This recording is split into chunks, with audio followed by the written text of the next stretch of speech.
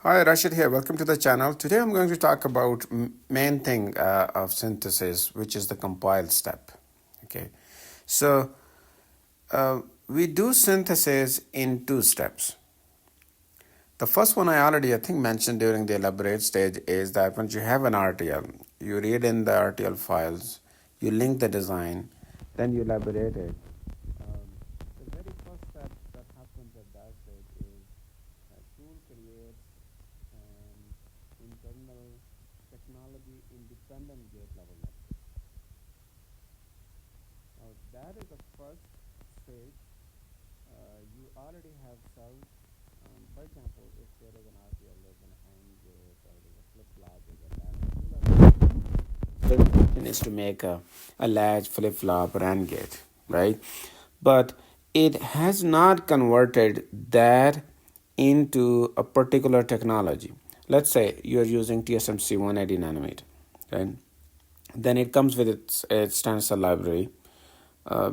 Then right now at this stage, tool has not converted it an AND gate into an AND gate of TSMC 180 nanometer, right?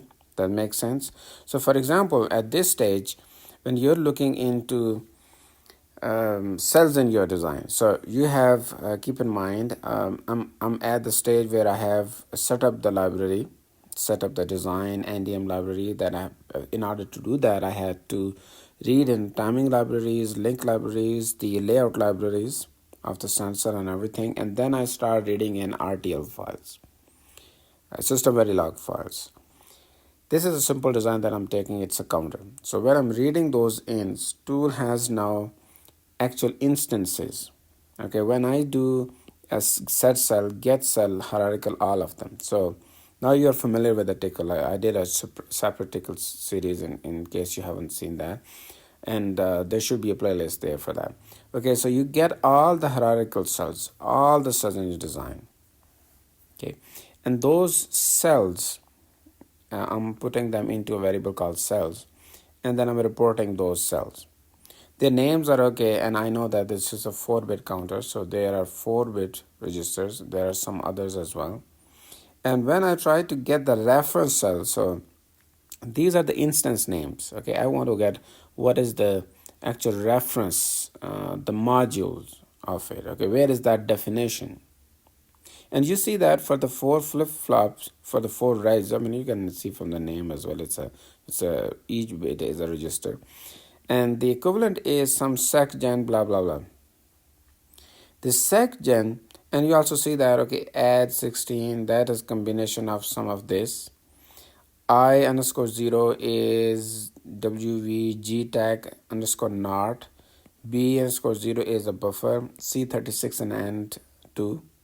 So you see that tool has kind of picked technology independent. We also call them G tag cells based on the functionality, but these are intermediate stage cells. These are not the final technology mapped cell. All right, that makes sense.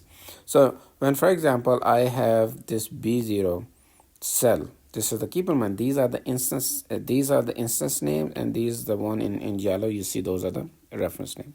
So there's a command in the tool that you can report a cell, and then you can mention some command line options such as dash connections, dash verbose.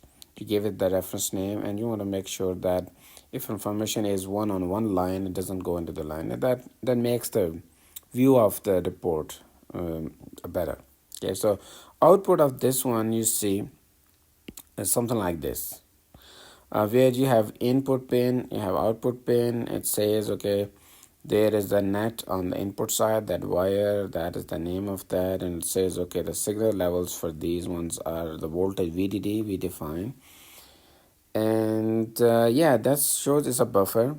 And this one shows okay, what is the actually the cell that is driving the input pin, which is I0Z. So it seems like this NOT inverter output is driving this buffer. Okay, and the driver cell I can see here is this NOT, which is basically this one. All right, so the basic thing I want to convey here is this netlist at this stage so far what we have done is a technology independent one. Okay, if you have a design, makes sense to you open this and open the netlist or run these type of commands just to see what it is. Now there's an interesting one here, add and source 16. So this is a counter, so there is an adder inside, right? Since I'm doing add plus 1, so there is a simpler version of adder there.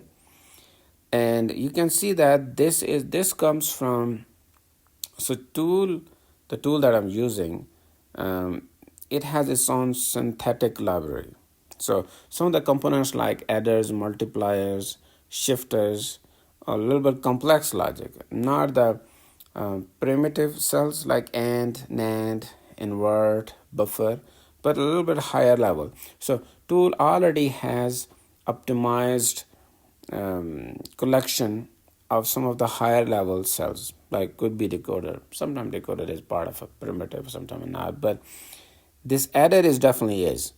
And this adder is made up of different type of cells, and this is the name of that synthetic.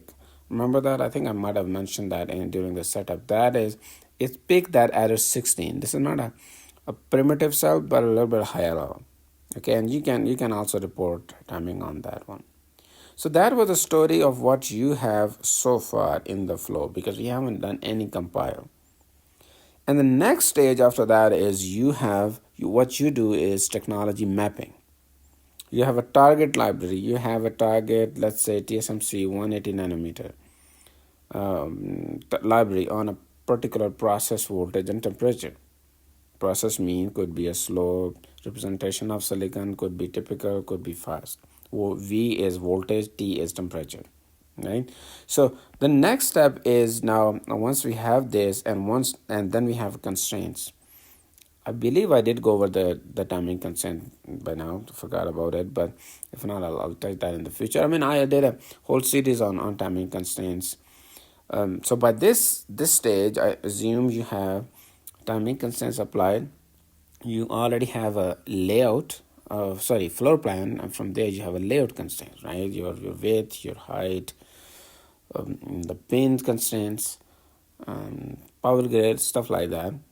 Then you have power in terms of comes. I'll show you. I think I will show you a command that we can set as a power budget. But in the beginning, you want to the lowest power in your design that you can hit while meeting your floor plan and timing. Right? That's typically we go around, unless it's a design where your first preference is really hit a super low power.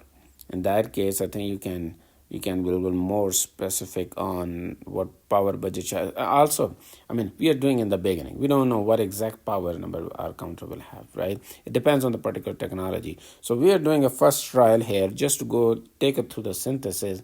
We'll just mention some of these constraints, the best we have, and we'll see what tool comes up. And then based on what we get from the tool, then we will start refining it, start updating the constraints, and that's where an iteration on actual optimization starts on.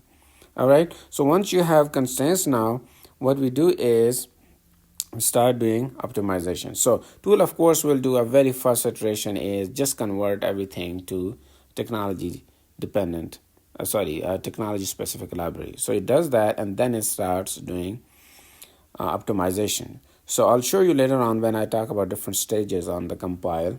There's the first couple of stages, you just do a technology mapping. And then after that, based on your constraints, timing, area, power, whatever, DRC, we'll talk about these kind of optimization. Then based on that tool, we'll actually start optimizing and try to meet those constraints.